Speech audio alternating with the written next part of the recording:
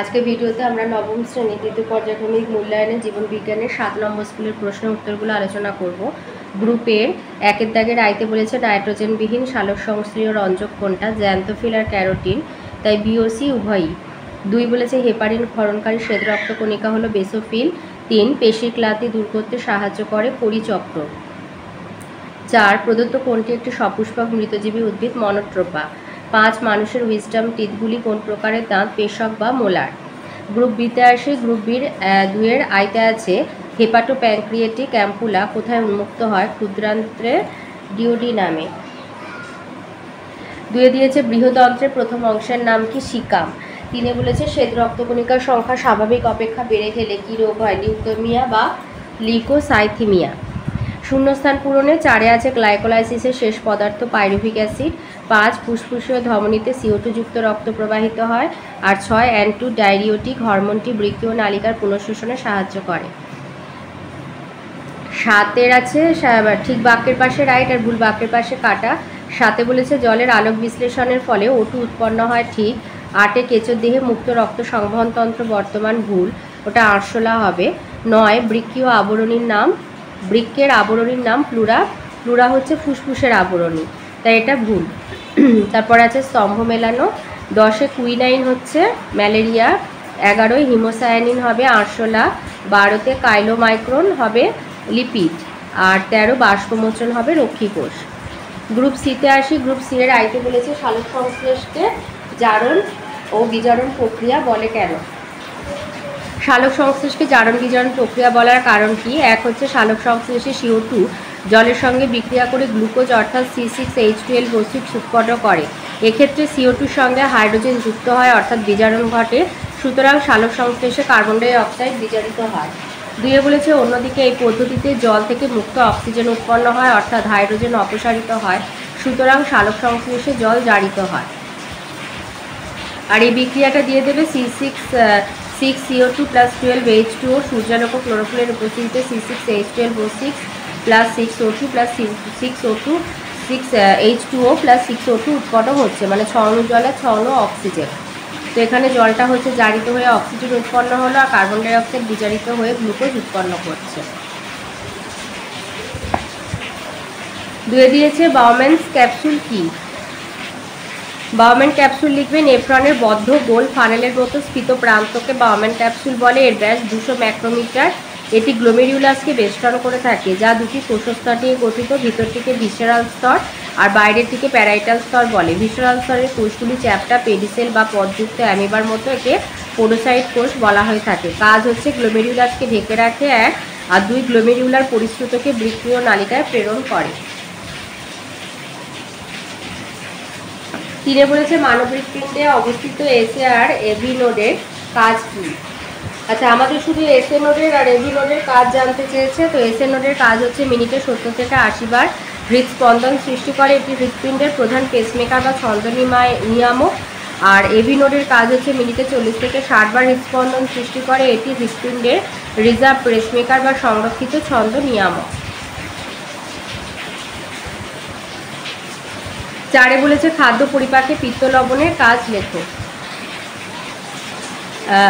এটা লিখবে যে সোডিয়াম টরোকোলেট, সোডিয়াম গ্লাইকোকোলেট নামক পিত্ত লবণ ফ্যাটের বড় দানাগুলোকে ছোট ছোট কণায় বিভক্ত করে অবদ্রবে পরিণত করে, ফলে ফ্যাটের পরিপাক ত্বরান্বিত হয়। আর 2 পিত্ত লবণ ফ্যাটে দ্রবীভূত ভিটামিন A, D, E এবং K কে শোষণে সাহায্য করে। ভিটামিন K শোষণে সাহায্য করে।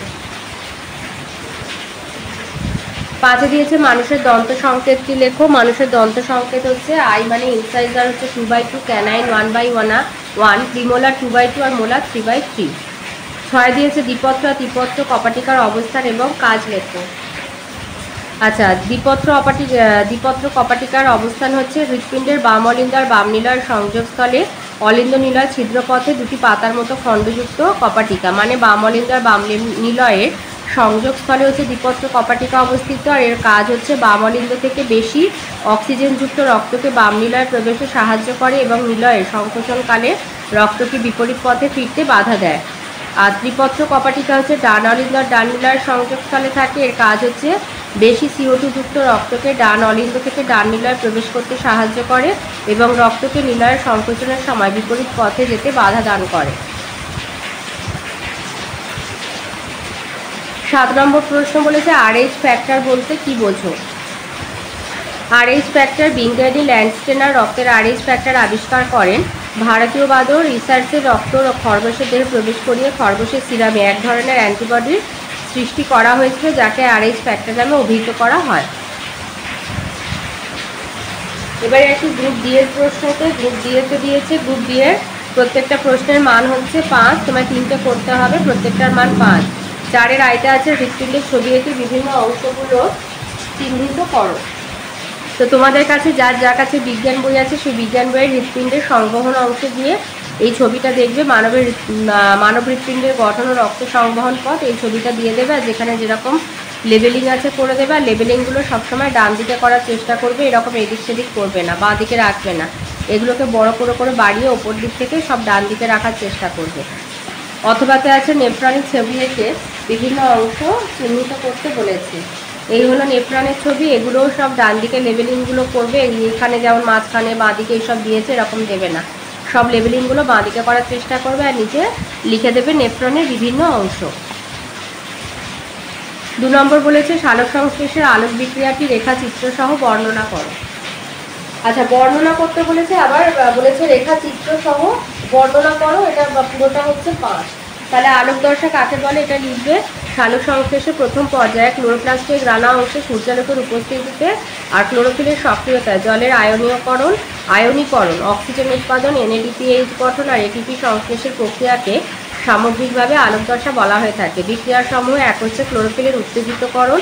ক্লোরোফিল সূর্যালোকের ফোটন কণা শোষণ করে উত্তেজিত আর সক্রিয় হয়ে ওঠে। ক্লোরোফিল A+, HV সূর্যালোকের ফোটন কণা, ক্লোরোফিল A+, উত্তেজিত ইলেকট্রন।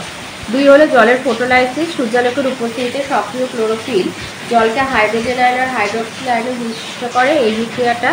3 হচ্ছে বিজারিত NADP গঠন, জলের বিশ্লেষণের ফলে উৎপন্ন হাইড্রোজেন আয়ন পাতায় উপস্থিত NADP প্লাসের সঙ্গে যুক্ত হয়ে NADPH+ হাইড্রোজেন আয়ন গঠন করে। 4 হচ্ছে অক্সিজেন নির্গমন, জলের বিশ্লেষণের ফলে উৎপন্ন হাইড্রক্সিল আয়ন ইলেকট্রন ত্যাগ করে হাইড্রক্সিল মূলকে পরিণত হয়। 4টি হাইড্রক্সিল মূলক পরস্পর যুক্ত হয়ে 2 অণু জল আর 1 অণু অক্সিজেন উৎপন্ন করে, উৎপন্ন অক্সিজেন পরিবেশে নির্গত হয়। 5 হচ্ছে আলোক ফসফরিভবন, পাতায় উপস্থিত ADP এবং অজৈব ফসফেট সূর্যালোকের উপস্থিতিতে উচ্চ শক্তিধর যৌগ ATP উৎপাদন করে, এই ঘটনাকে আলোক ফসফরিভবন বা ফটোসিনথেটিক ফসফোরাইলেশন বলা হয়ে থাকে। আর এই রেখাচিত্রটা দিয়ে দেবে।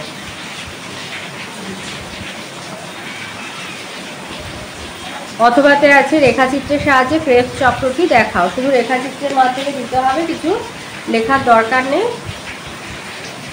তো এই ছবিটা দিয়ে দেবে, এই যে ক্রেবস চক্রের ছকের মাধ্যমে এই যে এই ছবিটা, এটা দিয়ে দেবে। এটা একটু বড় আছে, একটু ভালো করে প্র্যাকটিস করে নেবে। এবার 3 নম্বর প্রশ্নে আসি। 3 নম্বর বলেছে বিজ্ঞানী ডিকসন আর জলির সমসংযোগ আর অসম সংযোগ মতবাদটি বর্ণনা করো আর রসের উৎস বলতে কী বোঝো। রসের উৎস লিখবে যে পদ্ধতিতে মূলরম দ্বারা শোষিত জল আর জলে দ্রবীভূত খনিজ লবণ বা রস জাইলেম বাহিকা দ্বারা অভিকর্ষের বিপরীতে পরিবাহিত হয়ে পাতায় পৌঁছায় তাকে রসের উৎস বলে। আর ওর সাথে দিয়েছে ডিকসন আর জলির সমসংযোগ আর অসম সংযোগ মতবাদ। আচ্ছা, যদিও বই দিয়েছিলাম কিন্তু রায়মার্টিন থেকেই দিয়ে দিচ্ছি। রসের উৎসতে ডিকসন আর জলির মতবাদ যে বিশেষ প্রক্রিয়ায় মূলরম দ্বারা শোষিত খনিজ লবণ ও জল অভিকর্ষের বিপরীতে জাইলেম বাহিকার জাইলেম বাহিকা হচ্ছে ট্রাকিডার ট্রাকিয়ার মাধ্যমে বাহিত হয়ে পাতায় পৌঁছায় তাকে রসের উৎস বলা হয়ে থাকে। উদ্ভিদদেহে রসের উৎস সংক্রান্ত বিজ্ঞানী ডিকসন আর জলির মতবাদটি বাষ্পমোচনটার সমসংযোগ মতবাদ নামে পরিচিত। এই মতবাদ অনুসারে রসের উৎস প্রক্রিয়াটি হলো, এক হচ্ছে কর্টেক্স অঞ্চলের মূলজ চাপ কোষান্তর অভিস্রবণের ফলে মূলের কর্টেক্স অঞ্চলে রসস্ফীতজনিত মূলজ চাপ সৃষ্টি হয়, ফলে জল জাইলেম বাহিকায় প্রবেশ করে। 2 হচ্ছে জলের তীব্র সমসংযোগ আর অসম সংযোগ বল। জাইলেম বাহিকার ব্যাস খুব কম হওয়ায় জলের অণুগুলি নিজেদের মধ্যে সমসংযোগ বল দ্বারা পরস্পর যুক্ত থাকে এবং মূল থেকে পাতা পর্যন্ত একটি অবিচ্ছিন্ন স্তর গঠন করে। আবার জলের অণুগুলি বাহিকার প্রাচীরে সেলুলোজ অণুর সঙ্গে অসমসংযোগ টানে আবদ্ধ থাকে এই টান এত বেশি যে তার জলস্তম্ভকে ভাঙতে দেয় না। 3 হচ্ছে বাষ্পমোচন টান। বাষ্পমোচনের ফলে পাতার কোষ থেকে জল বাষ্পাকারে বেরিয়ে গেলে জাইলেম বাহিকা জলস্তম্ভে টান পড়ে। এই টান মূল পর্যন্ত বিস্তৃত হয়, ফলে মূলে জল অণুর সংযোজন ঘটে আর রসের উৎস অব্যাহত থাকে। অর্থাৎ রস অভিকর্ষের বিপরীতে জাইলেম বাহিকার মাধ্যমে ঊর্ধ্বমুখে বাহিত হয়ে পাতায় পৌঁছায়, তাকে রসের উৎস বলে। আর 3 অথবাতে আর একটা প্রশ্ন দিয়েছে। 3 অথবাতে বলেছে মানবদেহের রক্ততন্ত্রণ পদ্ধতিটি সংক্ষেপে লেখো। আর এরিথ্রোব্লাস্টোসিস ফিটালিস কাকে বলে? আচ্ছা, এরিথ্রোব্লাস্টোসিস ফিটালিস কাকে বলে এটা আগে বলে নিচ্ছি। গর্ভাবস্থায় মায়ের রক্তে RH এবং ভ্রূণের রক্তের RH মাইনাস আর ভ্রূণের রক্তের RH প্লাস হলে, এক হচ্ছে প্রথম সন্তানের ক্ষেত্রে কোনো সমস্যা হবে না, সে স্বাভাবিক হবে। আর 2 হচ্ছে প্রথম সন্তানের প্রসবকালে ভ্রূণের RH প্লাস রক্ত মায়ের RH মাইনাস রক্তের সঙ্গে মিশ্রিত হয়, ফলে মায়ের রক্তে অ্যান্টি RH অ্যান্টিবডি গঠিত হয়। 3 উক্ত মায়ের দ্বিতীয় ভ্রূণটি RH প্লাস হলে মায়ের রক্তে থাকা অ্যান্টি RH অ্যান্টিবডি প্ল্যাসেন্টা বা অমরা ভেদ করে ভ্রূণের দেহে প্রবেশ করে, কারণ অ্যান্টিবডিগুলি স্মল জি ক্যাপিটাল জি প্রকৃতির হয়। 4 হচ্ছে ভ্রূণের দেহে প্রবিষ্ট অ্যান্টি RH অ্যান্টিবডি লোহিত কণিকার কোষ পর্দার উপর অবস্থিত RH অ্যান্টিজেনের সঙ্গে বিক্রিয়া করে লোহিত রক্তকণিকাকে ভেঙে দেয় এবং অ্যাগ্লুটিনেশন ঘটে। 5 ফলে ভ্রূণটি লোহিত রক্তকণিকার ভাঙনজনিত তীব্র রক্তাল্পতা জন্ডিসে আক্রান্ত হয়। ভ্রূণের এই অবস্থাকে এরিথ্রোব্লাস্টোসিস ফিটালিস বলে। এক্ষেত্রে ভ্রূণের মৃত্যু পর্যন্ত ঘটতে পারে এবং মায়ের গর্ভপাত ঘটে। আচ্ছা, রক্ততন্ত্রণের পদ্ধতিটা বর্ণনা করতে বলেছে। লিখবে যে পদ্ধতিতে অনুচক্রিকা ক্যালসিয়াম আয়ন আর অন্যান্য তন্ত্রণকারী ফ্যাক্টরের ক্রিয়ায় ক্ষতস্থান থেকে নির্গত রক্ত একটা নির্দিষ্ট সময়ে জমাট বেঁধে অর্ধকঠিন জেলির মতো পদার্থে পরিণত হয়, তাকে রক্ততন্ত্রণ বলা হয়। রক্ততন্ত্রণের জন্য প্রোথ্রম্বিন আর ফাইব্রিনোজেন, থ্রম্বোপ্লাস্টিন নামক protein, calcium ion, vitamin K এবং প্রোথ্রম্বিনেজ বা থ্রম্বোকাইনেজ নামক উৎসেচক যেটা অনুচক্রিকা থেকে নির্গত হয় প্রভৃতি প্রয়োজন। পদ্ধতি এটা একটা জটিল পদ্ধতি, 3টে ধাপে সম্পন্ন হয়। এক হচ্ছে রক্তবাহের সংকোচন। কেটে যাওয়া রক্তবাহের কর্কশ তলের সংস্পর্শে অনুচক্রিকার ভাঙন ঘটে এবং সেরোটোনিন ক্ষরিত হয়, যা রক্তবাহের সংকোচন ঘটায়। 2 অনুচক্রিকা প্লাক গঠন। ক্ষতিগ্রস্ত রক্তবাহের উন্মুক্ত কোলাজেন তন্তুর সঙ্গে অসংখ্য অনুচক্রিকা আবদ্ধ হয়ে অনুচক্রিকা প্লাক গঠন করে। 3 হচ্ছে রক্ততন্ত্রণ বিক্রিয়া। এক হচ্ছে প্রোথ্রম্বিন সক্রিয়ক বা থ্রম্বোপ্লাস্টিন গঠন। 2টি পদ বা পদ্ধতির দ্বারা প্রোথ্রম্বিন সক্রিয়ক বা থ্রম্বোপ্লাস্টিন গঠিত হতে পারে। একটা হচ্ছে ইন্ট্রিনসিক পদ্ধতি। এই পদ্ধতিতে ক্ষতিগ্রস্ত কলা থেকে কলা থ্রম্বোপ্লাস্টিন উৎপন্ন হয়। 2 হচ্ছে এক্সট্রিনসিক পদ্ধতি। এই পদ্ধতিতে বিনষ্ট অনুচক্রিকা থেকে অনুচক্রিকা থ্রম্বোপ্লাস্টিন নির্গত হয়। বি হলো প্রোথ্রম্বিন থেকে থ্রম্বিন গঠন। এই পর্যায়ে সর্বপ্রথম থ্রম্বোপ্লাস্টিন ক্যালসিয়াম আয়নের সঙ্গে বিক্রিয়া করে প্রোথ্রম্বিনেজ উৎসেচক তৈরি করে। এই প্রোথ্রম্বিনেজ উৎসেচক ক্যালসিয়াম আয়নের উপস্থিতিতে রক্ততন্ত্রণ বিরোধী পদার্থ হেপারিনকে নিষ্ক্রিয় করে। এরপরে ক্যালসিয়াম আয়ন, ভিটামিন কে প্রভৃতির উপস্থিতিতে প্রোথ্রম্বিন প্রোটিনকে থ্রম্বিনে পরিণত করে। সি হচ্ছে দ্রবণীয় ফাইব্রিনোজেন থেকে অদ্রবণীয় ফাইব্রিন গঠন। থ্রম্বিন ফাইব্রিনোজেন নামক দ্রবণীয় প্লাজমা প্রোটিনকে অদ্রবণীয় ফাইব্রিনে পরিণত করে। ফাইব্রিন হলো জালকাকার সূত্রাকার প্রোটিন, যাতে বিভিন্ন রক্তকণিকাগুলি জড়িয়ে যায় এবং আবদ্ধ হয়ে পড়ে। এর ফলে তন্ত্রণ পিণ্ড গঠিত হয়। আর এই রেখাচিত্রটা দিয়ে দেবে থ্রম্বিন প্লাস ফাইব্রিনোজেন থেকে ফাইব্রিন, সেখান থেকে ফাইব্রিন মনোমার, তারপরে ফাইব্রিন পলিমার, তারপরে ফাইব্রিন জালক। তো এই ছিল নবম শ্রেণীর দ্বিতীয় পর্যায়ক্রমিক মূল্যায়নের জীবনবিজ্ঞানের 7 নম্বর স্কুলের প্রশ্নের উত্তরগুলো।